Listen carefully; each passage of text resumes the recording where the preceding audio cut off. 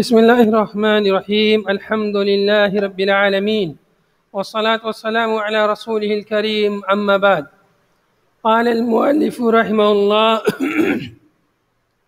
ونزل ردا لقول اليهود لما ضرب الله المثل بالذباب في قوله وإن يطلبهم الذباب شيئا، والعنكبوت في قوله كمثل العنكبوت، ما أراد الله بذكر هذه الأشياء الخسيسة إن الله لا يستحيي أن يضرب مثلا ما بعوضة۔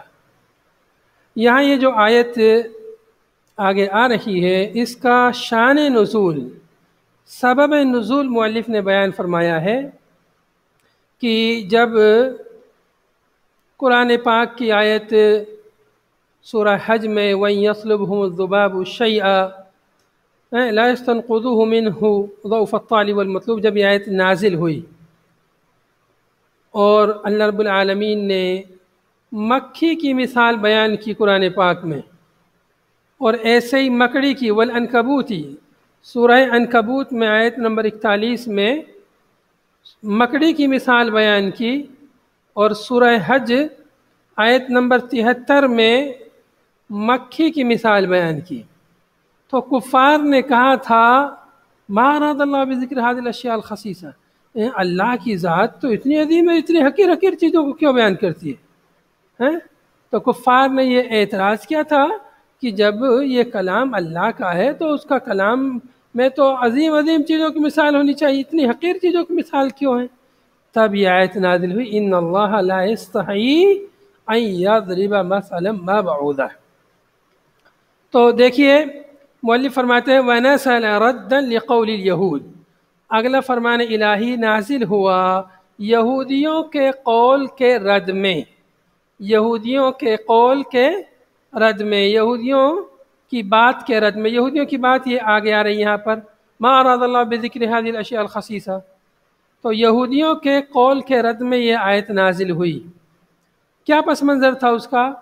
پس منظر یہ تھا کہ لما ضرب اللہ المثل، جب اللہ تعالیٰ نے مثال بیان کی بالذباب، مکھی کی، فی قولہ، اپنے اس فرمان میں وَإِن يَسْلُبْهُمُ الذُّبَابُ شَيْئًا، کہ اگر، اس آیت کا مطلب ہے کہ اگر مکھی ان سے کچھ چھین لے، بتوں سے، بتوں کے اوپر مکھی آ کے بیٹھ جائے، یا بتوں کے لیے وہ جو کھانا چڑھائے وغیرہ چڑھاتے ہیں، مکھی اس میں سے ذرہ سا معمولی سا کچھ لے لے، چھین لے، تو یہ اس کو چھڑا نہیں سکتے تمہارے بت جن کو تم پوجتے ہو، جن کی عبادت کرتے ہو۔ تو تمہارے بتوں میں اتنی بھی طاقت نہیں ہے کہ مکھی سے کچھ چھڑا سکے، مکھی سے کچھ چھین سکے، مکھی سے اپنا حصہ واپس لینے کی بھی طاقت نہیں ہے جن کو تم پوجتے ہو۔ تو مطلب اتنے گرے ہوئے، اتنے کمزور ہیں، پھر بھی تم ان کی عبادت کرتے ہو۔ تو یہ آیت سورہ حج کی آیت نمبر 73 ہے، یہ آیت نازل ہوئی والعنکبوتی، اور یہ عنکبوتی کا عطف ہے ذباب پر۔ لما ضرب اللہ المثل بالذباب، جب اللہ نے مکھی کی مثال بیان کی، والعنکبوتی، اور عنکبوت کی، مکڑی کی مثال بیان کی، فی قولہ، اپنے اس فرمان میں، کمثل العنکبوت، کہ جیسے مکڑی کی مثال۔ یہ کہاں پر ہے؟ یہ سورہ عنکبوت میں ہے، یہ کمثل العنکبوت سورہ عنکبوت کی آیت نمبر 41 میں ہے۔ تو جب یہ مثال اللہ تعالیٰ نے بیان فرمائی مکھی کی اور مکڑی کی مثال، تب یہودیوں نے کہا ما اراد اللہ بذکر هذه الاشیاء، اللہ تعالیٰ کیا چاہتا ہے ان اشیاء خسیسہ کو ذکر کر کے؟ خسیسہ حقیرہ، ان حقیر، رذیل، کمتر، گھٹیا چیزوں کو ذکر کر کے اللہ تعالیٰ کیا چاہتا ہے؟ تو ایسا یہودیوں نے اعتراض کیا۔ ان کے اعتراض کے رد میں اللہ تعالیٰ کا یہ فرمان نازل ہوا ان اللہ لا یستحیی ان یضرب مثلا، یقیناً اللہ سبحانہ و تعالی شرماتا نہیں ہے کہ وہ بیان کرے مثال۔ اللہ تعالیٰ مثال بیان کرنے سے شرماتا نہیں ہے۔ ما بعودہ، خواہ وہ مچھر ہی کیوں نہ ہو، مکھی سے بھی چھوٹا، مکڑی سے بھی چھوٹا، چاہے مچھر ہی کیوں نہ ہو، جس کی بھی جہاں ضرورت ہے اللہ تعالیٰ اس کو بیان فرماتا ہے۔ اللہ رب العالمین جہاں آسمان اور زمین، سورج اور چاند کا تذکرہ قرآن پاک میں فرماتا ہے، اتنی بڑی بڑی چیزوں کا تذکرہ، وہیں پر اللہ تعالیٰ چھوٹی چھوٹی چیزوں کا بھی تذکرہ فرماتا ہے جہاں جس چیز کی ضرورت پڑتی ہے۔ تو بوقت ضرورت اللہ تعالیٰ چھوٹی چیزوں کو بھی بیان کرتا ہے، بڑی چیزوں کو بھی۔ اب کسی چیز کی مثال چھوٹی سے ہے، چھوٹی چیز سے، تو ظاہر سی بات ہے چھوٹی چیز سے اس کی مثال بیان کی جائے گی، بڑی چیز سے تو بیان نہیں کی جائے گی، تو مثال جو ہے بے مثال ہو جائے گی، پھر وہ مثال فٹ نہیں بیٹھے گی۔ تو اس لیے اللہ رب العالمین نے فرمایا ان اللہ لا یستحی، اللہ رب العالمین شرماتا نہیں ہے۔ کس کا معنی؟ سیسا، الخسیسہ، خسیس، خسیس کہتے ہیں رذیل، حقیر، گھٹیا، کمتر۔ ما اراد اللہ بذکر هذه الاشیاء الخسیسہ، اللہ رب العالمین ان اشیاء خسیسہ، ان حقیر چیزوں کو ذکر کر کے کیا چاہتا ہے؟ ان اللہ لا یستحیی، اللہ تعالیٰ یقیناً نہیں شرماتا ہے کہ وہ بیان کرے مثال۔ حیا اللہ رب العالمین کی صفت ہے، اور حدیث پاک میں بھی یہ صفت اللہ کی آئی ہے، جیسے اللہ رب العالمین کے شایان شان ہے۔ ہم ایسے نہیں کہیں گے جیسے ہم انسان شرماتے ہیں، ویسے نہیں، جیسے اللہ کے شایان شان ہے ویسے اللہ رب العالمین کی صفت ہے حیا۔ اللہ تعالیٰ شرماتا نہیں ہے کہ ان یضرب یجعل مثلا، یہاں پر مؤلف نے یضرب ضربہ کو جعل کے معنی میں بیان کیا ہے کہ وہ بیان کرے، کر دے مثال، اسی لیے مثلا کو مفعول اول معنی ہے، جعل کو دو مفعول کی ضرورت ہے۔ اگر یضرب کو یضرب ہی کے معنی میں رکھے تو ایک مفعول سے ہی کام چل جاتا ہے، لیکن یہاں پر مؤلف نے کہا ہے کہ یضرب یہ یجعل کے معنی میں ہے، اور یجعل کو دو مفعول کی ضرورت ہے۔ پہلا مفعول کیا ہے اس کا؟ مثلا، مفعول اول، مثلا یہ مفعول اول ہے۔ ما، مثلا ما نکرۃ موصوفہ بما بعدها، ما یہ نکرہ ہے، اور کیسا نکرہ ہے؟ موصوف ہے، نکرہ موصوفہ ہے بما بعدها، اپنے ما بعد سے، یعنی گویا کہ اس کو اس کے ما بعد بعودہ سے بعودہ کا موصوف ہے، گویا کہ بعودہ اس کی صفت ہو گئی، تو کہہ رہے ہیں کہ یہ مفعول ثانی ہے، مفعول ثانی، یہ ما مفعول ثانی ہے، مثلا مفعول اول اور ما مفعول ثانی۔ مطلب کیا ہوا؟ ای مثل کانا، یعنی کوئی بھی مثال کیوں نہ ہو، ان یضرب مثلا ما، مثلا ما، کوئی بھی مثال، کیسی بھی مثال کیوں نہ ہو، اللہ تعالیٰ اس کو بیان کرنے میں شرماتا نہیں ہے۔ او، مؤلف فرما رہے ہیں کہ یا زائدتن، او زائدتن، او کا عطف ہے یہاں پر ما پر، یا تو ما نکرہ موصوفہ ہے، یا ما کیا ہے؟ زائدہ ہے۔ ما کے بارے میں دو قول ہو گئے، کہ ایک تو یہ کہ ما نکرہ موصوفہ ہے، دوسرا قول یہ ہے کہ ما زائدہ ہے۔ تو زائدہ کا کیا فائدہ ہے؟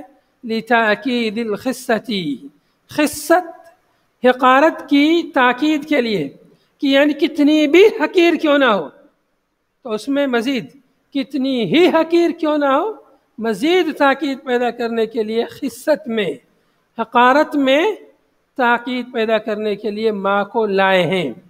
تو ما جب زائدہ ہوگا تو مفعول ثانی کیا ہوگا؟ مؤلف کہہ رہے ہیں کہ فما بعدها المفعول الثانی، تو ما کے جو بعد میں یعنی بعودہ، یہ مفعول ثانی ہوگا۔ تو خلاصہ کرام دیکھیں کہ یضرب کو مؤلف نے یجعلو کے معنی میں مانا ہے، جعلہ کو دو مفعول کی ضرورت ہے، پہلا مفعول مثلا ہے اور دوسرا مفعول ما ہے، اگر ما نکرہ موصوفہ ہے، اور اگر ما زائدہ ہے تو دوسرا مفعول بعودہ ہوگا۔ تو یہ اس کے اعراب کا خلاصہ ہے۔ دیگر مفسرین نے اس کا اور آسان اعراب بیان کیا ہے، انہوں نے کہا ہے کہ یضرب یجعلو کے معنی میں نہیں ہے، اپنے معنی میں ہے، یضربو بیان کرنے کے معنی میں آتا ہے کہ اللہ تعالیٰ مثال بیان کرنے سے شرماتا نہیں ہے. تو یضربو فعل کا مفعول مثلاً ہے، مفعول بھی، مثلاً یہ مفعول بھی ہے. اور ما یہ ہے، ماں کے بارے میں کہا ہے مثلا ما بعودہ، کہ یہ ماں بعودہ کو اس کا بدل معنی ہے مثلا کا، بعودہ کو مثلا کا بدل معنی ہے، اور ماں کو مثلا کے لیے تاکید کے طور پر معنی ہے. تو اس طرح سے انہوں نے مثلا ایک ہی مفعول مانا ہے اور یضربو کو اس کے اصلی معنی میں ذکر کیا ہے. بہرحال تو دیکھیں گے معنی، دیکھیں گے عبارت کا، ان اللہ لا یستحی ان یضرب مثلا ما بعودا، یقیناً اللہ سبحانہ و تعالی شرماتا نہیں ہے کہ وہ کوئی مثال بیان کرے، مثلا ما بعودا ہے کہ گرچہ کہ وہ بعوضہ مچھر کی مثال ہو، مچھر کی مثال کے بیان کرنے سے بھی اللہ نہیں شرماتا ہے. بعوضہ کا معنی کیا ہے؟ مفرد البعوض، یہ بعوض کی مفرد ہے، بعوض کا مفرد ہے. بعوض یہ گویا کی جمع ہے اور بعوضۃ یہ مفرد ہے، تو گویا کی مفرد جمع سے بھی بڑا ہے. بعوض میں 1 2 3 4 حروف ہیں بعوض میں، جبکہ بعوضۃ میں 5 حرف تا زائد ہے. تو گویا یہ ان کلمات میں سے ہے جن کی مفرد بڑی ہے جمع سے، یا جن کا جمع چھوٹا ہے مفرد سے. حالانکہ اکثر میں جمع بڑا ہوتا ہے، مفرد کثرے کا چھوٹا ہوتا ہے، لیکن کہیں کہیں اس کے برعکس بھی ہوتا ہے. یہاں میں نے ذکر کیا وہ ہوا صغار البق، بعوضۃ کا معنی کیا ہے؟ صغار البق. صغار البق یعنی چھوٹا مچھر، صغار البق چھوٹا مچھر. بعض مترجمین نے اس کا معنی کھٹمل کا ذکر کیا ہے، لیکن درست معنی مچھر کا ہے.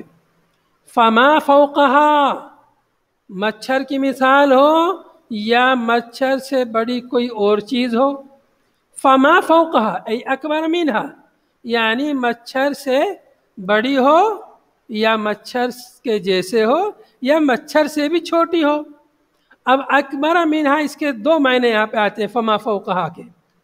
ایک معنی تو ہے کہ خواہ مچھر سے بھی بڑی ہو حقارت میں، مچھر حقیر ہے، بہت حقیر سی چیز ہے، حقارت میں خواہ مچھر سے بھی حقیر کیوں نہ ہو، اس کی بھی مثال کی ضرورت ہے.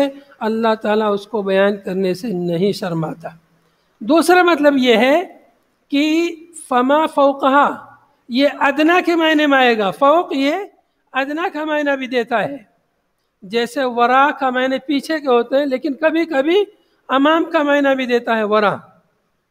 تو ایسے ہی فوقہ یہ ادنا کے معنی میں بھی ہے کہ خواہ وہ مچھر سے بھی ادنا کیوں نہ ہو، مچھر سے بھی بڑی کہانی یہاں پر اکبر منہا، خواہ مچھر ہو یا مچھر سے بڑی ہو یا مچھر سے بھی ادنا ہو، چھوٹی ہو کوئی چیز، اس کی بھی مثال اللہ تعالیٰ ضرورت پڑے تو اس کو بھی اللہ تعالیٰ بیان فرماتا ہے.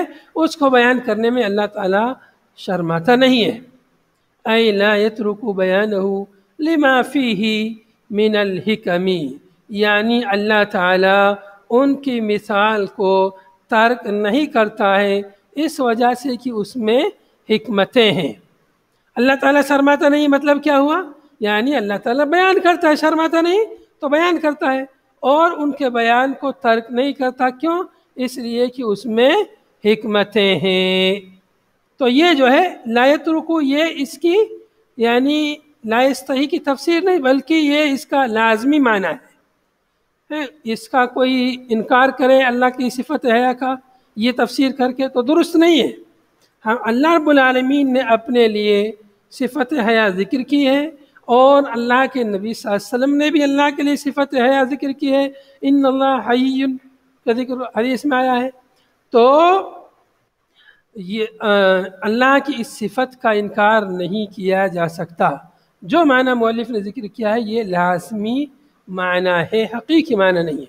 یہ اس کا نتیجہ ہے. اللہ تعالیٰ شرماتا نہیں تو مطلب شرماتا نہیں تو بیان کرتا ہے، بیان کرتا ہے تو بیان کو ترک نہیں کرتا. کیوں؟ اس لیے کہ ان کو بیان کرنے میں بھی بہت ساری حکمت حکمتن کی جمع ہے، تو ان کو چھوٹی چھوٹی چیزوں کو بیان کرنے میں بھی حکمتیں ہیں۔ ہمارے چونکہ یہودیوں کو اعتراض کرنے کی عادت تھی، یہاں تک کہ اعتراض کیا کہ تمہارے نبی محمد صلی اللہ علیہ وسلم تو باتھ روم میں جانے کے ادب بھی سکھلاتے ہیں۔ صحابہ کرام فرمایا ہاں ہمارے نبی بیان فرماتے ہیں، کوئی چیز نہیں چھوڑی، ہم پر ہر چیز ہمارے لیے بیان کر دی۔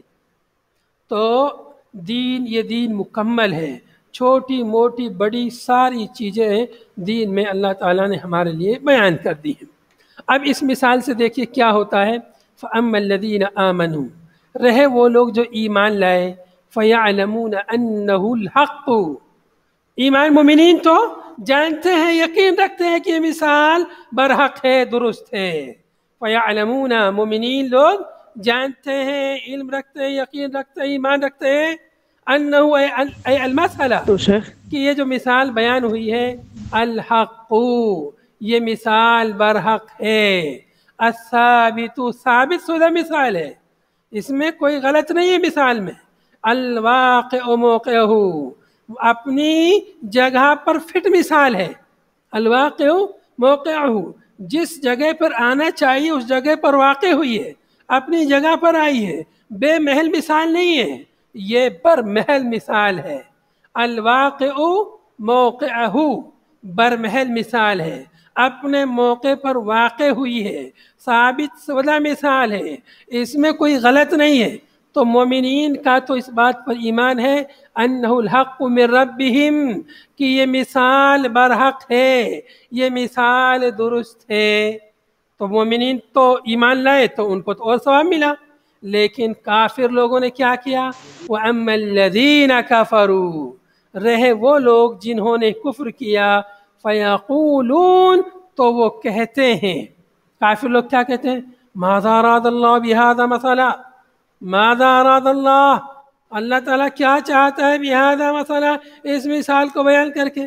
تو گویا کافرین لوگوں نے انکار کر دیا اللہ کی مثال کا، اللہ کے فرمان کا، اللہ کے بیان کا، کافر لوگ انکار کر بیٹھے، تو مزید آزمائش میں مبتلا ہوئے، مزید گناہوں میں مبتلا ہوئے کافر لوگ، اور مومن لوگوں کو ثواب ملا، ایمان لائے، اللہ کی ہر بات پر، ہر مثال پر ایمان لاتے ہیں تو ان کے لیے ثواب ملتا ہے ایمان لانے میں، ان کے لیے اور اجر ملتا ہے، اور کافر لوگ مزید ان مثالوں کا انکار کر کے مزید راہ راست سے بھٹک جاتے ہیں اور انہیں گناہ ملتا ہے۔ مثلا تمییز، مؤلف کہہ رہے ہیں کہ یہ تمییز ہے، اسی لیے یہ منصوب ہے، اے بہذا المثل، ماذا اراد اللہ بہذا المثل، اللہ تعالیٰ اس مثال کو بیان کر کے کیا چاہتا ہے۔ اور بعض نے کہا ہے کہ مثلا یہ حال ہے، اس میں اشارہ سے، ہذا اس میں اشارہ، اس سے حال واقع ہے۔ وما استفہام انکار مبتدع، یہ جو ماذا میں جو ما آیا ہے، یہ ما کیا ہے؟ یہ ما استفہام انکاری ہے۔ ان ماذا اراد اللہ، اللہ تعالیٰ کیا چاہتا ہے، یعنی گویا کہ وہ اللہ کے اس مثال کا وہ لوگ انکار کر رہے ہیں اس طرح کہہ کر کے، تو ماذا میں ما استفہام انکاری ہے، مبتدع، ما کیا ہے؟ مبتدا ہے، اور ذا کیا ہے؟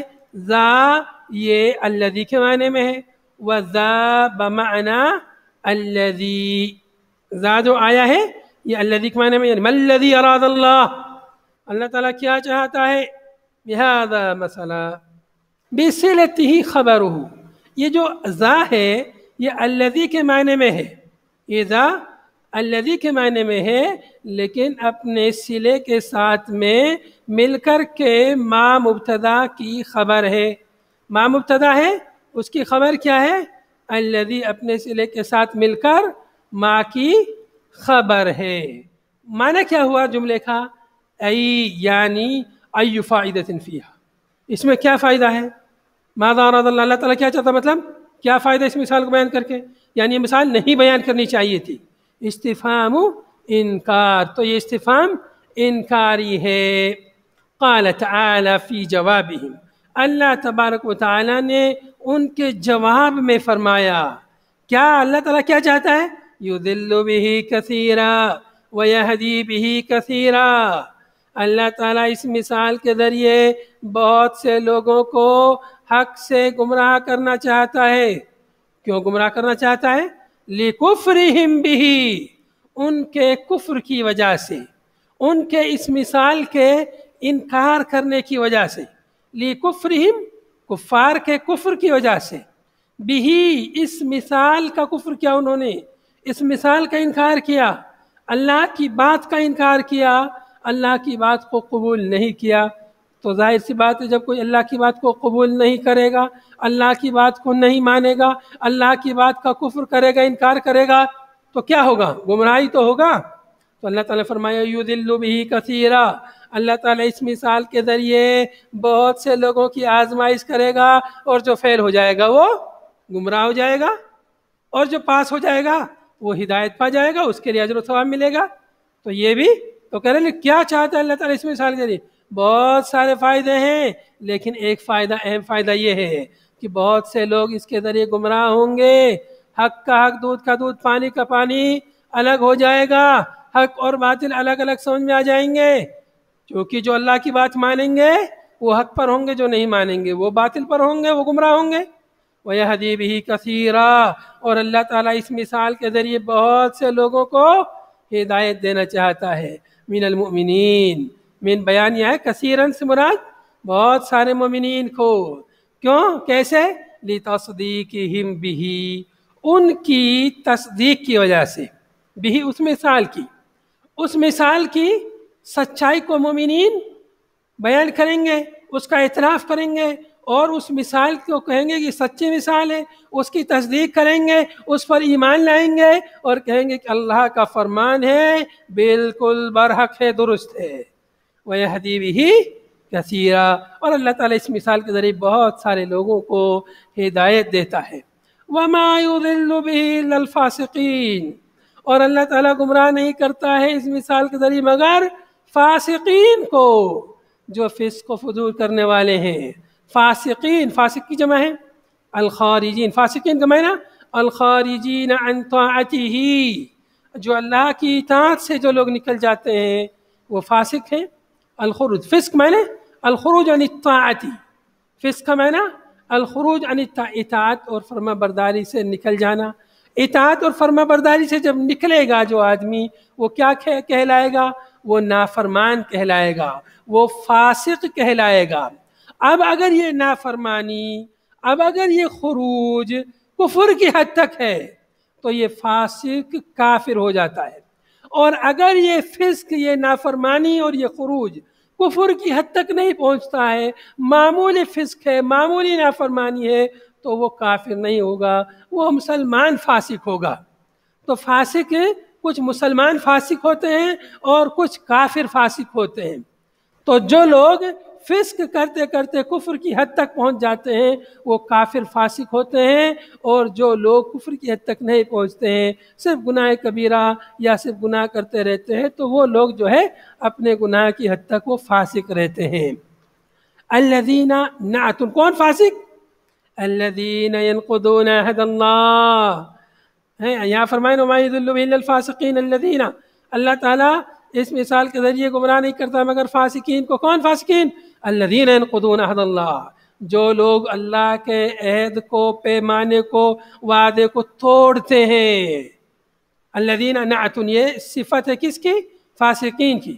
الذین ينقضون عہد اللہ، جو لوگ نقض کرتے ہیں، توڑتے ہیں عہد اللہ، اللہ کے عہد و پیمان کو۔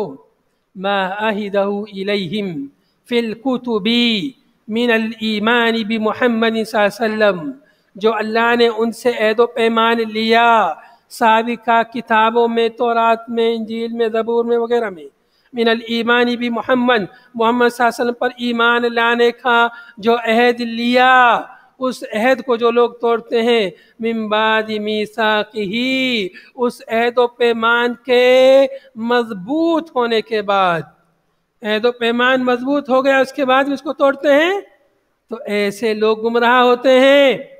تو اللہ رب العالمین نے تورات میں، انجیل میں، زبور میں عہد و پیمان لیا تھا کہ ایک نبی آئیں گے، ان کا نام احمد ہوگا، محمد ہوگا، فلاں جگہ پر وہ آئیں گے، جگہ ایسی ایسی ہوگی، ایسی جگہ ہجرت فرمائیں گے، یہ سارے اوصاف موجود ہیں۔ تو اللہ رب العالمین نے عہد و پیمان لیا محمد صلی اللہ علیہ وسلم پر ایمان لانے کا کہ تم لوگ اس پر ضرور ایمان لانا. تو یہ لوگوں نے عہد و پیمان لینے کے باوجود بھی جب نبی صلی اللہ علیہ وسلم کی بعثت ہوئی عہد و پیمان کو توڑ دیا اور نبی صلی اللہ علیہ وسلم پر صرف اس وجہ سے ایمان نہیں لائے کہ محمد صلی اللہ علیہ وسلم کی بعثت ان کے اپنے قبیلے اور خاندان میں نہیں ہوئی بلکہ دوسرے خاندان میں عرب میں امیین میں ہوئی. اس لیے حسد اور کینہ کی وجہ سے ان لوگوں نے محمد صلی اللہ علیہ وسلم کا انکار کر دیا اور اللہ تعالیٰ کے عہد و پیمان کو انہوں نے توڑ دیا. توکید ہی علیہم ہے یہاں پر یہ بات آئی عہد اللہ من بعد میثاقہ توکید ہی علیہم عہد و پیمان کے متعاقد ہونے کے بعد عہد و پیمان کے مضبوط ہونے کے بعد انہوں نے توڑ دیا. وَيَقْطَعُونَ اور وہ لوگ جو قطع کرتے ہیں کاٹتے ہیں اس کو جس کا اللہ نے حکم دیا جوڑنے کا. وَيَقْطَعُونَ مَا أَمَرَ اللَّهُ بِهِ أَن يُوصَلَ اور فاسق لوگ کون ہیں جو اللہ کے عہد و پیمان کو توڑتے ہیں اور اللہ تعالیٰ نے جس چیز کو جوڑنے کا حکم دیا اس کو کاٹتے ہیں. جس چیز کو جوڑنے کا حکم دیا کہ اس کو جوڑو تو یہ لوگ اس کو جوڑتے نہیں بلکہ اس کے برعکس اس کو کاٹتے ہیں. وَيَقْطَعُونَ مَا أَمَرَ اللَّهُ بِهِ أَن يُوصَلَ اور کاٹتے ہیں اس کو جس کے جوڑنے کا اللہ تعالیٰ نے حکم دیا. من الایمان کس کو جوڑنے کا حکم دیا؟ من الایمان بالنبی نبی صلی اللہ علیہ وسلم پر ایمان لانے کا حکم دیا. نبی صلی اللہ علیہ وسلم پر ایمان لا کے اپنے آپ کو نبی سے جوڑ لو. انہوں نے اپنے آپ کو نبی صلی اللہ علیہ وسلم سے کاٹ لیا اپنے آپ کو قطع کر لیا قطع تعلق ہی کر لی بالکل اپنے آپ کو نبی سے دور رکھا ان لوگوں نے. والرحیمی اور اللہ تعالیٰ نے رحیم رشتہ داری رشتہ ناتوں کو جوڑنے کا حکم دیا. ان لوگوں نے رشتہ ناتوں کو بھی توڑا رشتہ ناتوں کو توڑا ان لوگوں نے جس چیز کو جوڑنے کا اللہ نے حکم دیا ان لوگوں نے اس کو کاٹا اس کو قطع کیا. وَيَقْطَعُونَ مَا أَمَرَ اللَّهُ بِهِ أَن يُوصَلَ اور یہ لوگ قطع کرتے ہیں اس کو جس کا جوڑنے کا اللہ تعالیٰ حکم دیتا ہے یا اللہ تعالیٰ نے حکم دیا. وغیر ذالک اور اس کے علاوہ بھی بہت ساری چیزیں جن کا اللہ تعالیٰ نے حکم دیا جوڑنے کا تو یہ لوگ یہودی لوگ ان کو قطع کرتے ہیں جس کو جوڑنے کا اللہ حکم دیتا ہے. وَأَن یہاں پر جو ان آیا ہے ان یؤصل میں مؤلف کہہ رہے ہیں کہ بدل من ضمیر بھی کی ضمیر سے یہ بدل ہے. وَيَقْطَعُونَ مَا أَمَرَ اللَّهُ بِهِ جس کے جوڑنے کا حکم دیا اس کو یہ لوگ کیا کرتے ہیں یقطعون قطع کرتے ہیں کاٹتے ہیں. وَيُفْسِدُونَ اور کیا کرتے ہیں لوگ وَيُفْسِدُونَ فِي الْأَرْضِ اور زمین میں فساد پھیلاتے ہیں. کیسے فساد پھیلاتے ہیں زمین میں؟ بالمعاصی گناہوں کے ذریعے. تو گناہ کرنا بذات خود فساد ہے تو یہ لوگ گناہ کے ذریعے معصیت کے ذریعے نافرمانی کے ذریعے زمین میں فساد پھیلاتے ہیں. زمین میں بولے تو زمین پر. والتعویق یعنی ایمان اور ایمان سے لوگوں کو روک کر کے لوگوں کو ایمان سے روکتے رہتے ہیں اس طرح سے روک کر کے زمین میں لوگ فساد پھیلاتے ہیں. امن و ایمان سے لوگوں کو روکیں گے تو ظاہر سی بات ہے امن کی ضد کیا ہے فساد ہے. تو جب لوگوں کو امن و شانتی اور ایمان سے لوگ روکیں گے تو ظاہر سی بات ہے فساد پھیلائیں گے. تو یہ لوگ فساد پھیلاتے ہیں زمین میں. اولئک هم الخاسرون یقیناً یہی لوگ الموصوفون بما ذکر یہی موصوف جن کے پیچھے ذکر ہوا ہے بما ذکر ان جن اوصاف کے ساتھ ان کا ذکر کیا گیا ہے یہی لوگ ہم الخاسرون یہی لوگ خاسرون ہیں یہی لوگ خسارہ اٹھانے والے ہیں. کیوں؟ لمصیرہم الی النار المؤبدۃ علیہم ان کا ٹھکانہ نار مؤبد ہونے کی وجہ سے. ان کفار کا ان یہودیوں کا ٹھکانہ نار مؤبد ہمیشگی کی جہنم ان کا ٹھکانہ ہوگی. اس لیے یہ لوگ ہمیشہ خسارہ اٹھانے والے ہوں گے ہمیشہ جہنم میں ہوں گے. اس لیے اللہ نے فرمایا یہی لوگ خسارہ اٹھانے والے ہیں جو اللہ رب العالمین کی صفات کا انکار کرتے ہیں اللہ کی مثال کا انکار کرتے ہیں اللہ کے بیان اور فرمان کا کلام کا انکار کرتے ہیں. یہ لوگ خسارہ اٹھانے والے ہیں. تو ان آیات میں جو ہے یہودیوں کا بیان یہاں سے شروع ہوا ہے، اور یہودی لوگوں نے کس طرح سے اللہ رب العالمین کے کلام کا انکار کیا، دین کے ساتھ مذاق اڑایا، اب آگے ساری تفصیلات تفصیل سے آگے آئیں گی۔ تو یہاں یہ شروعات ہے، پہلی آیت ہے جس میں یہودیوں کے تعلق سے بالخصوص بیان آیا ہے۔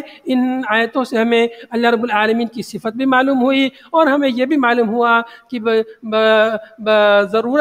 بوقت ضرورت مثال بھی بیان کی جا سکتی ہے، گرچہ چھوٹی چیز کیوں نہ ہو۔ یہاں پر ہمیں دعوت کا اسلوب مثال بھی معلوم ہوا، اور ایسے ہی یہ بھی معلوم ہوا کہ قرآن پاک وغیرہ میں اگر مچھر مکڑی وغیرہ چھوٹی چھوٹی چیزوں کا بھی ذکر آتا ہے تو یہ کوئی عیب کی بات نہیں ہے۔ اس سے بھی معلوم ہوا کہ چھوٹی چھوٹی چیزوں کی مثال بھی بوقت ضرورت دی جا سکتی ہے۔ اس سے یہ بھی معلوم ہوا ان آیتوں سے کہ مومنین لوگ اللہ رب العالمین کی ہر بات کا، ہر کلام پر ایمان رکھتے ہیں، جبکہ کفار لوگ جو اچھے لگتے ہیں مان لیتے ہیں، ماننا چاہتے ہیں، ورنہ نہیں مانتے، انکار کر دیتے ہیں۔ اور یہودیوں کے بعد اوصاف معلوم ہوئے کہ وہ لوگ جو ہے اللہ کے عہد و پیمان کو توڑتے ہیں، زمین میں فساد پھیلاتے ہیں، رشتے ناتوں کو توڑتے ہیں، وہ لوگ فاسق ہیں، وہ لوگ خاسر ہیں، وغیرہ وغیرہ ان کے اوصاف یہاں معلوم ہوئے۔ هذا وصلی اللہ وسلم علی نبینا محمد وعلی آلہ وصحبہ اجمعین۔ سبحانک اللہم وبحمدک، نشہد ان لا الہ الا انت، نستغفرک ونتوب الیک۔ والسلام علیکم ورحمۃ اللہ وبرکاتہ۔